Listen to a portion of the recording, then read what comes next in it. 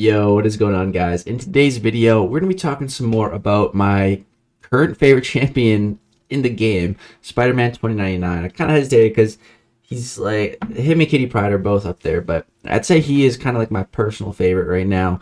I absolutely love this guy, and I'm going to be showing you guys, we're going to be testing just how strong this ability here, I've highlighted or circled, I guess, gains 75% damage resistance if the opponent is under the effect of True Strike or if the hit deals true damage. So the Alliance War boss has True Strike. It has for, I think, as long as I've been playing this game, it's always had True Strike.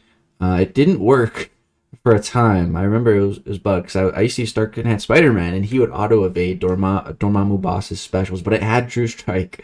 And then it got fixed, but that node's been there for a long time. Kabam could always, any given season, they could take that node out. They could put in a new node that still counters evade, but it's just called something different, like what they did with True Focus. But again, it could be something different that counters Kitty Pryde too. Who knows? And that way they still counter Quake. And then Spidey2099 loses his massive advantage against bosses. Because right now, he's good against pretty much any boss in the game because of this reduction. So, keep that in mind. That could be changed anytime. But I don't see Kabam doing that within like the next couple seasons. Eventually, I could see it happening. I don't know. It is Kabam. You never know. But yeah, so what we're going to do to really test this is we're going to be taking on a Alliance War boss. The off season. So this is an America Chavez. As you can see, though, it is linked with some aspect of evolution. So every time she crosses a power bar threshold, she's going to gain a whole bunch of stuff, like attack, crit resistance, power, more power gain, like all kinds of stuff. So it's linked. This boss also has suicides, and I'm barely boosted. I have a 10% boost on, that's it. So we're going to push this boss to an L3 and see if we can survive in these circumstances. Again, with her having suicide masteries, so that means she has way more attack, like 60% more attack, and also recoil. So it makes her special attacks just do even more damage, and also the link node, which is also making her do more damage. And we're gonna push her in under 50% health. So this guy plays with courage. He also has more attack rating from that. And yeah, I'm barely boosted, so it should be pretty interesting to see if we survive. We do have class advantage, so that is slightly going to be lowering the damage output that we're taking.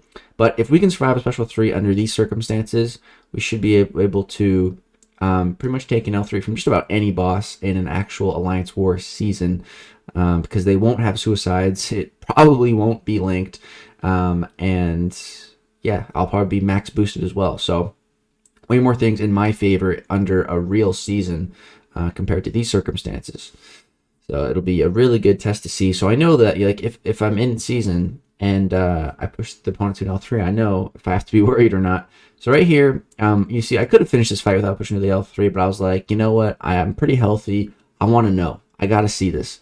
So I pushed her to the L3, and I didn't know if we were going to survive or not. We did. We only took like half of our health after we do take a heavy and take she gets a pretty big crit, but she's dead. So we were able to take an L3 perfectly fine from an Alliance War boss.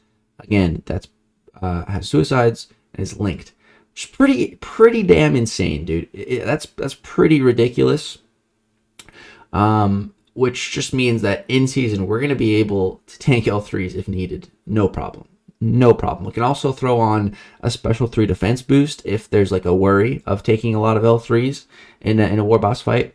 And yeah, so that would be lowering the damage by like another 33% that of the only 25% damage that we're taking.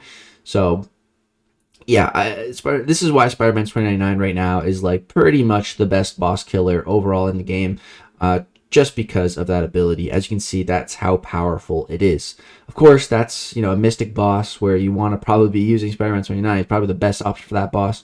But it doesn't really matter who the boss is. It does to a point.